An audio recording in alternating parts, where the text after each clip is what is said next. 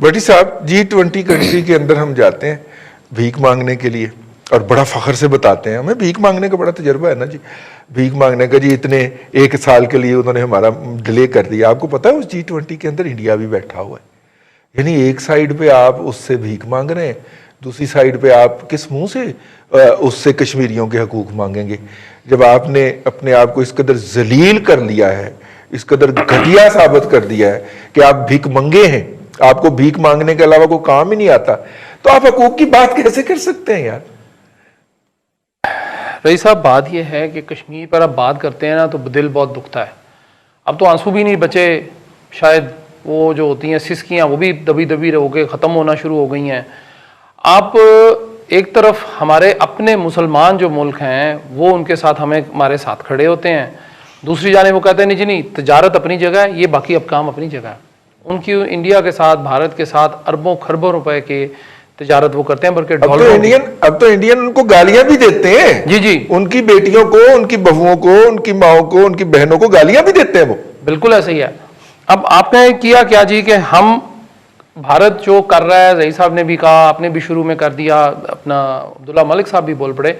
देखिए, भारत को रेजिस्टेंस तो है ही कोई नहीं है किसी भी तरफ से। कोई इंटरनेशनल फोरम मुझे बता दें जिसने उसको रेजिस्ट किया हो, कोई इंटरनेशनल लीडर बता दें जिसने ये काम किया हो। और दूसरी बात यह है कि आप देखें कि कश्मीर में, मकबूजा कश्मीर में जिसको हम कहते हैं, उसमें वहां पे टारगेट क्लींजिंग हो रही है। एथनिक क्लींजिंग तो अपनी जगह है, टारगेट क्लींजिंग कर रहे हैं, वो टारगेट करते हैं बंदे को, जिस तरह कराची में माजी में अल्लाह माफ करे जिस तरह टारगेट किलिंग हुआ करती थी, ये बिल्कुल उसी तरह वहां पे वो क्लींजिंग कर रहे हैं। टारगेट करते हैं, पूरा एरिया साफ कर देते हैं, उसके बाद अगले एरिया को पकड़ लेते हैं। वो लोगों में खौफ और रास इस तरह का उन्होंने फैला दिया है। और हम जो हैं, हम सिवाय इसके कि शायद बयान भी आप नहीं फैसिलिटेटर नहीं लगते आपको? वैसे सब जो चीजें, जो माहौल बन रहा है, कह रहे हैं जी कोई बात ही नहीं, अमन ही नहीं, ये पकड़े जी, आप हमारे साथ तस्वीर तो खिंचवाएं। वो हाजिर सर्वस उनके प्राइम मिनिस्टर तस्वीर नहीं खिंचाते, हम फॉर्मर प्राइम मिनिस्टर को पकड़ लेते हैं यार। कोई उनका हाजिर सर्वस क्रिकेटर नहीं आता, हम रिटायर्ड क्रिकेटर को पकड़ के जफ्फियां डाल रहे होते हैं हम। अरसलान भट्टी साहब, इस बात पे भी आप थोड़ा सा ऐड कीजिएगा कि हमने जो अच्छे बच्चे वाला रोल अडॉप्ट कर लिया ना, कि दुनिया में कह रही है कि देखे ना पाकिस्तान, हम दुनिया को कहते हैं कि देखे हम तो आपको इंट्रीग नहीं हो रही, हम कोई फैसिलिटेटर नहीं है, हम तो अच्छे बच्चे हैं, हमारा कोई ये हिसाब इंडिया कर रहा है। इस बात थोड़ा डालिए ना जी साहब, देखें। और साथ में भट्टी साहब ट्रेंड हम चलाते हैं कि अफगान आएंगे और तुम्हें मारेंगे, मेरा बड़ा भाई आएगा करेगा और तुम्हें मारेगा। मैं इसलिए कहता हूँ जी कि बड़े भाई साहब अगर आ भी गए ना तो वो अपना न्याज में से हिस्सा लेंगे और निकल जाएंगे। बड़े भाई साहब ने पहले हमें रगड़ा देना है यार, वो मसला ये कि पता नहीं है वो यहाँ से। अब उसके बाद जी आप कर लीजिए जी। आपने अब तक उसके ऊपर, चलें कश्मीर तो छोड़ दें, आपने उसके ऊपर क्या किया? कोई लॉबिंग की आपने इंडिया के खिलाफ? अपने जो इस्लामी ममालिक की सिर्फ जो 46 हैं उसमें ही कर लें, बाकी छोड़ दें, अमेरिका छोड़ दें, बरतानिया, उन्होंने हमें नहीं कुछ भी घास डालनी है। वो तो हमें समझते हैं कि हम लिखते तारीख हैं, ऊपर ही खैरात जाती है। अगर उसको उल्टा कर लें आप तारीख को तो वो खैरात पड़ी जाती है। तो हम तो खैराती लोग हैं, हमें तो ज़कात के ऊपर हमारा गुजारा है। रमजान में आप देख लें जितने इश्तार अस्पतालों के, हर बंदा ज़कात मांगने चला हुआ है। और खुदारा आप कम से कम एक तरफ जो है अपनी कौम को लगा दें कि भाई ये हमारा मसला है। मांगने की तरफ लगाया तो हुआ है पूरी कौम को, टाइगर फोर्स बना दी हमने मांगने के लिए यार। और आप क्या चाहते हैं हमसे? नहीं, एक और हमने काम किया, वो अद्वियात से अरबों रुपए नहीं कमा लिए। कैसी बात करते हैं भट्टी साहब? अद्वियात से बात यह है कि देखें जी, आप दवाई खाएंगे ना तो आप मरेंगे। आता हूं आपकी तरफ। दवाई खाएंगे तो आप मरेंगे। उन्होंने कहा कि दवाइयां कम खाएं, महंगी करेंगे तो ये लोग कम खाएंगे और कम होगा। आखिरी बात यह रही साहब कि कश्मीरियों को अगर हम उनकी मॉरल और पॉलिटिकल सपोर्ट नहीं दे सकते तो कम से कम उनकी पीठ पे छुरा घूमना बंद कर दें। बिल्कुल ठीक है, अच्छी और हम यही कर रहे हैं इस वक्त। अपना अगर आपको याद हो चौधरी ज़हीर साहब, जब मुशर्रफ साहब मुसल्लत हुए थे इस कौम के ऊपर, तो उस वक्त कश्मीर के अंदर यही चला था सिलसिला, और वहां पे कश्मीरी मुजाहिदीन के लीडरशिप को चुन चुन के मारा गया था। और उस वक्त भी ये था कि शायद उसके अंदर हमारी भी कोई कंसेंट शामिल थी। और उसके बाद हालांकि इंटरनेशनल बॉर्डर पे हम आईवाल टू आईवाल बैठे हुए थे, लेकिन कश्मीर के अंदर जो टारगेट किलिंग हुई थी, उन्होंने पूरी कश्मीरी क़यादत को उठा के रख दिया था। जब तक मुशर्रफ साहब हुकूमत में रहे हैं, कश्मीर के अंदर भारत के लिए कोई मुश्किल क्रिएट नहीं हुई। और जैसे ही वो रुखसत हो गए हैं तो कश्मीर के अंदर फिर मसाइल शुरू हो गए हैं भारत के लिए। तो सेम रिपीट हो रही है जी तारीख फिर एक दफा कि फिर मुझे ये लग रहा है कि मुशर्रफ साहब के वर्सा चूंकि आ गए दोबारा इक़्तिदार के अंदर, तो वो टारगेट किलिंग हो रही है जी वहां पे कश्मीरी क़यादत की। Your take. देखिए 47-48 की जो जंग हुई थी, आपको याद होगा, वहां पे भी जाके काफी सारे अपराइजिंग मूवमेंट शुरू हो गई थी। जो जेन्युइन कश्मीरी थे उनको पता नहीं था, उन्होंने इंडियंस को जाके बताया और उन्होंने फिर चुन चुन के उन लोगों को मारा। आप ये देखें, जो जनरल मुशर्रफ की आपने बात की है, आप वो भूल गए हैं कि जब दोनों तरफ से फोर्सेस आगे आई हुई थी और सार्क कॉन्फ्रेंस में जनरल मुशर्रफ ने वाजपेयी को मुसाफा किया, हैंडशेक किया, वो क्या इंडिकेशन है? देखें, हम ये कन्फेशन होती है कि देखें हम जंग नहीं लड़ सकते, हम 15 दिन 20 दिन मैक्सिमम 1 माह हम अफोर्ड ही नहीं कर सकते।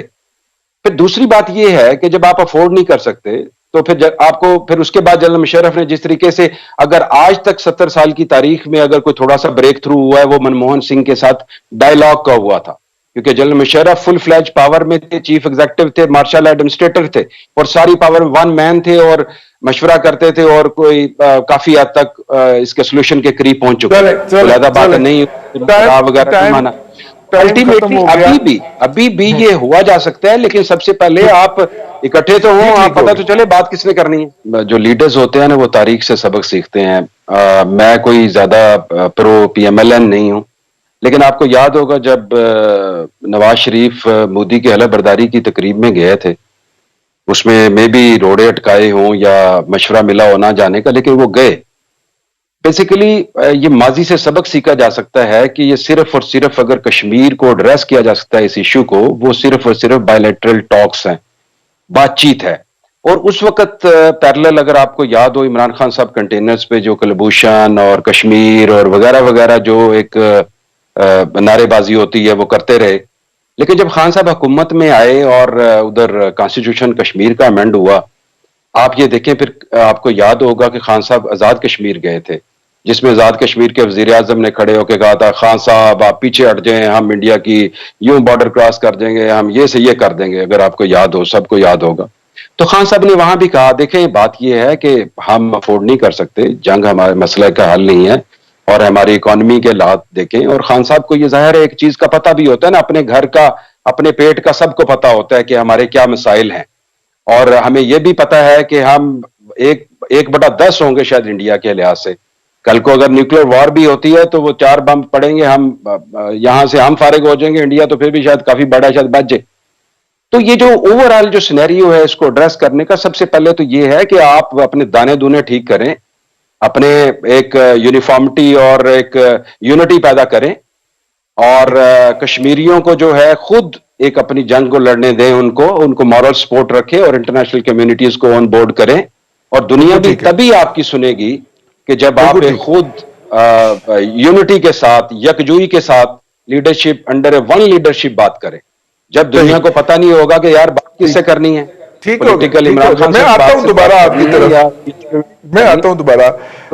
अब हमारे प्राइम मिनिस्टर साहब फिर कहते हैं कि जी मैं फोन करता हूं तो मोदी मेरा फोन अटेंड नहीं करता, और जब आप बराबरी की बुनियाद के ऊपर वहां पे जाके बात कर रहे थे तो बहुत तकलीफ थी उसको, बहुत तकलीफ थी उनको ना कंटेनर से, जब आप बराबरी की बुनियाद पे बात कर रहे थे। तो अब हमें बता रहे हैं, अपनी बेइज्जती का किस्सा सुनाते हैं कि मैं फोन करता हूं तो वो फोन अटेंड नहीं करता। तो यार ये बात बताने वाली नहीं, ये तुम्हारी बेइज्जती है भाई, अपनी बेइज्जती करवा रहे हो, मुल्क की भी बेइज्जती करवा रहे हो। अब गोइंग फॉरवर्ड जी, ये जो कुछ भी है इस वक्त मौजूदा हुकूमत जिस तरह कश्मीर को हैंडल कर रही है, मतलब हमें ज़हन में आया एक सवाल, करतारपुर के बाद अगला हिस्सा कौन सा है जो हम भारत को ऑफर करेंगे? देखिए सबसे बड़ा हिस्सा तो कश्मीर वाला ही है, वो तो हमने पहले ऑफर किया ना, फिर उसके चुंगे में हमने करतारपुर ऑफर किया। अब कौन सा हिस्सा है? मेरा ख्याल कश्मीर में ही कोई हिस्सा हम ऑफर करेंगे या हम अफगानिस्तान की तरफ कोई हिस्सा देंगे, क्योंकि उधर भी हमने एक हिस्सा। मेरा ख्याल है कश्मीर वाला जो कि एक कोर इशू है तो इसी में से कुछ हम उनको देंगे, और फिर अफगानिस्तान में तो यकीनन हम कह रहे हैं कि अगर आपके पास कोई पॉजिटिव पॉइंट्स हैं तो आ जाएं, आप भी हमारे डायलॉग में आ जाएं।